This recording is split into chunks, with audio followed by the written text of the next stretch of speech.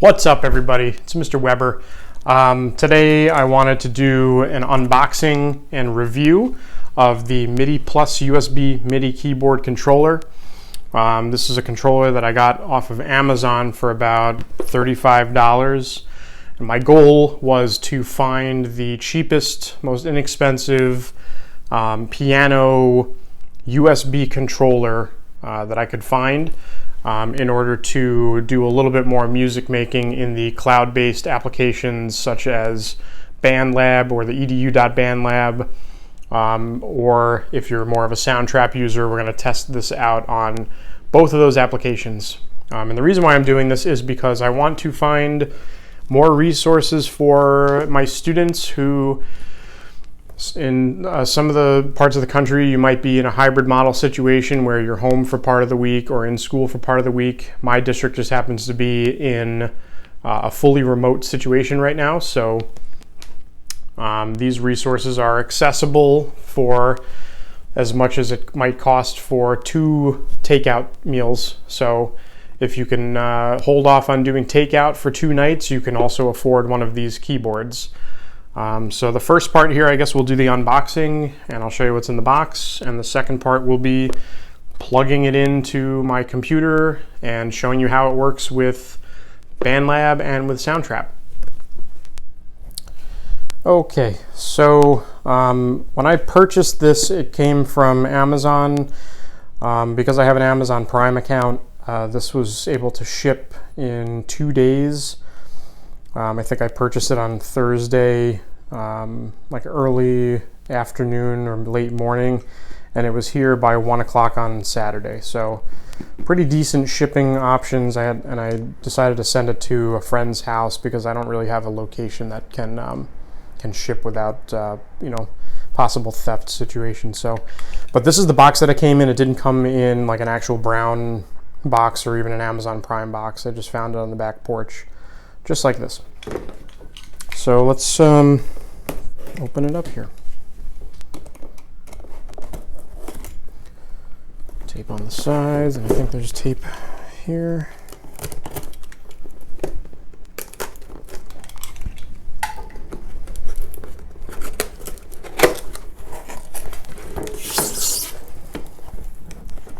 Alright, so we got the MIDIPLUS AKM320 owner's manual. I'm sure it's just basic stuff here.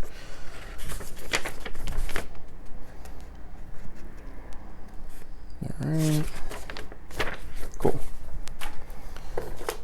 Alright, you got your standard USB cable, sort of like a printer cable. This end goes into the keyboard, this end goes into the computer or the Chromebook.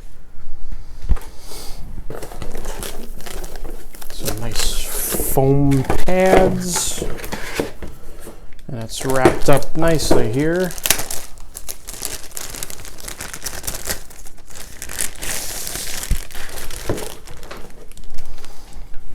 Let's get that out of the way.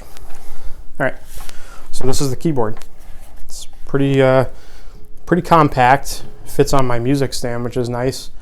Right off the bat, it feels similar to the 49 key, the Key Studio USB keyboards that we have in our tech lab at school.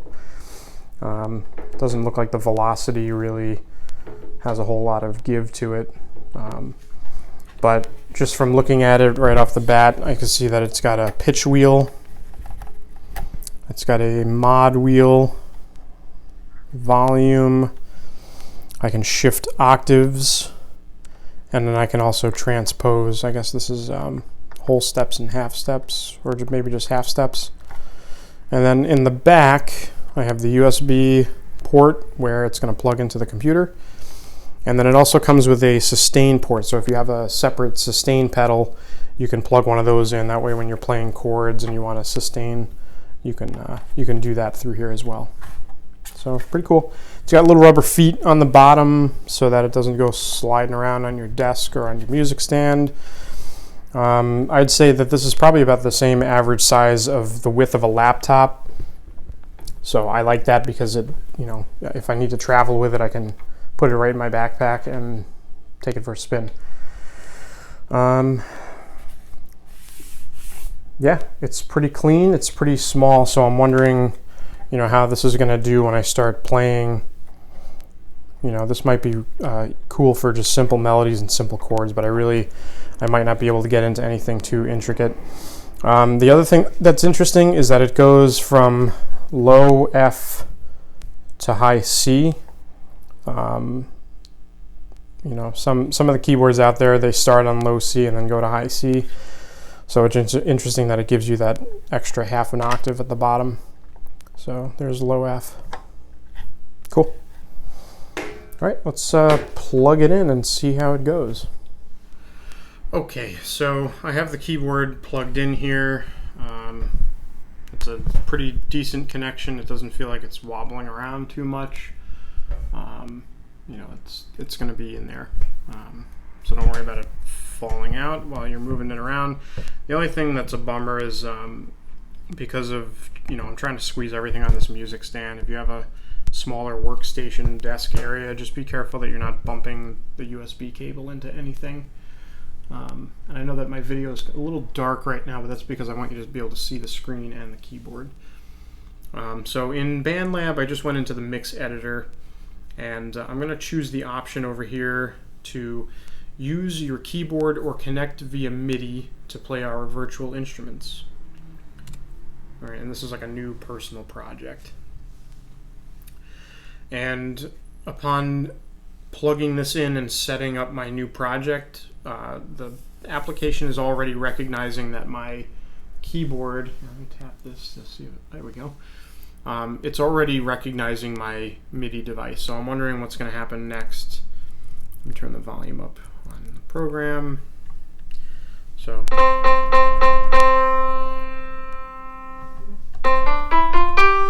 it's pretty responsive.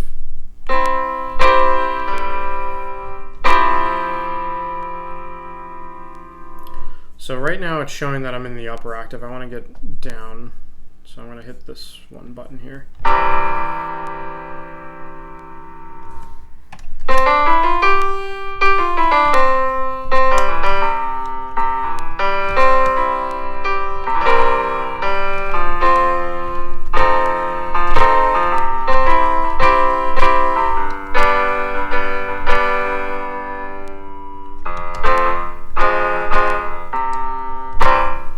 It's a little tricky to navigate. I mean, I'm not really set up exactly the way I want to be, but I'd imagine it'd be very difficult to play two hands together, so I might record one track where it's just the right hand, another track where I'm just playing the left hand, just so I'm not, you know, really bumping into myself or struggling for space. So let me do a quick little, let's change the instrument here. What do I don't want piano. I want some type of synth leads. Let's see.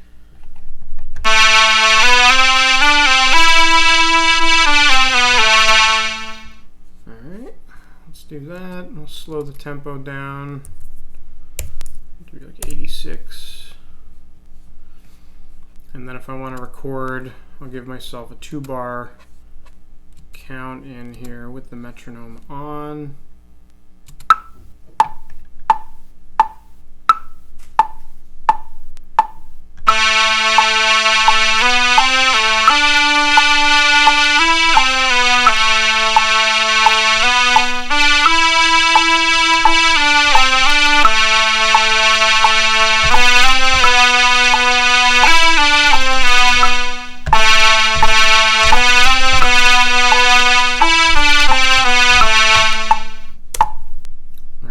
See, I recorded the MIDI, and of course if I wanted to add another track I can try to find some type of loop. I'll go in here, loop packs.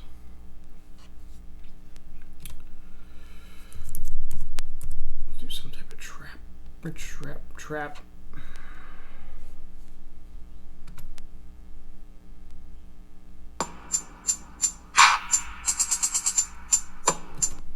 Let's see how that sounds.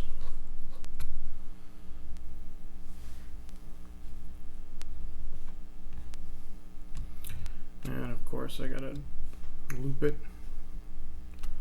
Let's toggle this out of the way. Might have to adjust.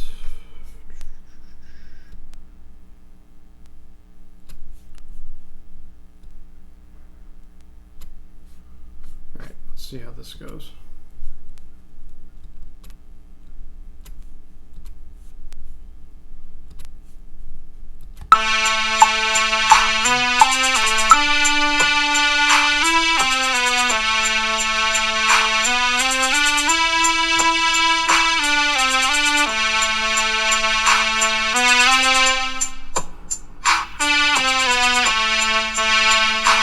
Now that was weird.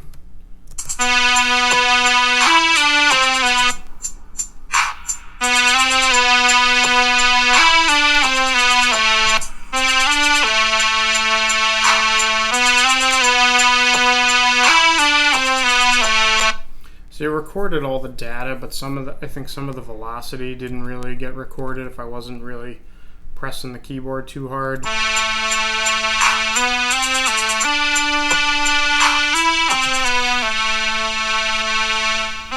Right there, that note.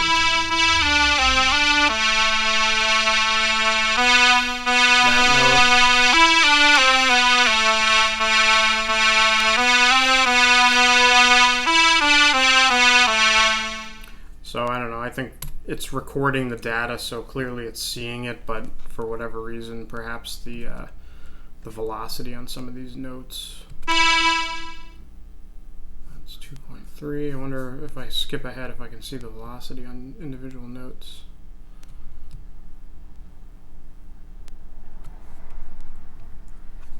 Let's go back.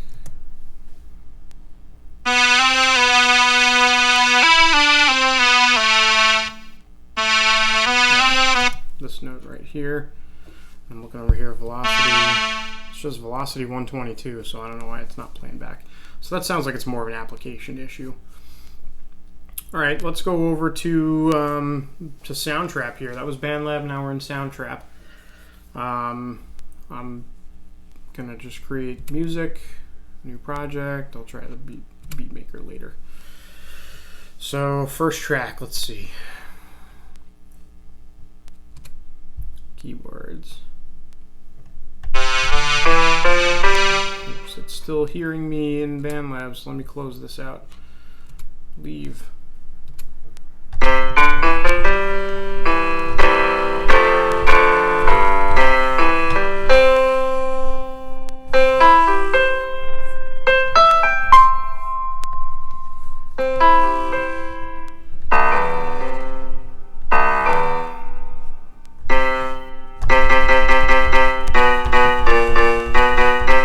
So the transpose button actually transposes down or up by half steps, which is pretty cool. All right, let's see what other kind of keyboards they got. And I can see it's loading.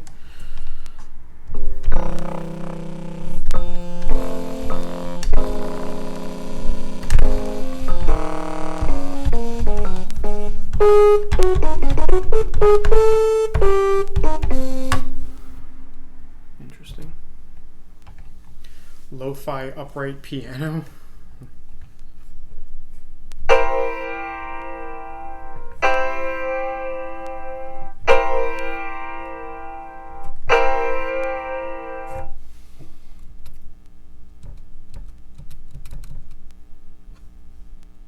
Warm roads.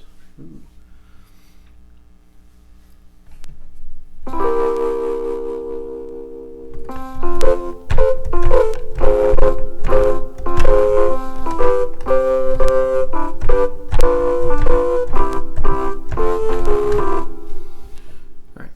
Recording something. I haven't really played around with Soundtrap a whole lot, so we'll do a 2-bar count in, and here we go. 1, 2. I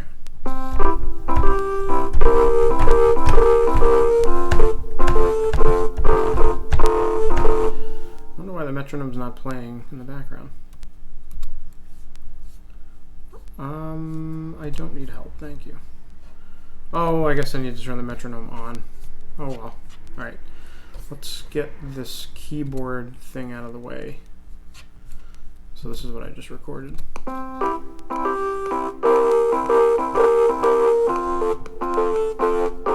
Of course, it's not with the click because I didn't have my metronome on. Let's try that again. 1, 2.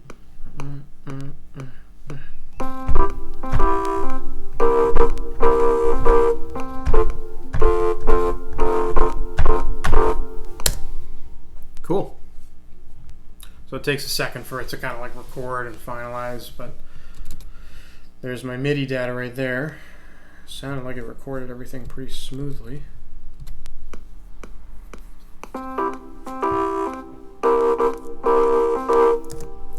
Now I thought I did a 2-bar count in, and it gave me 1-bar count in recorded at measure 2. Why is that?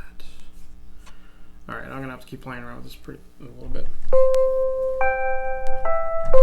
I don't know. I think it works. I mean, especially it's way easier than having to like do the whole typing keyboard thing.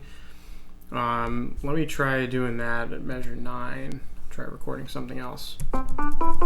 See, if I use the typing keyboard, I can't.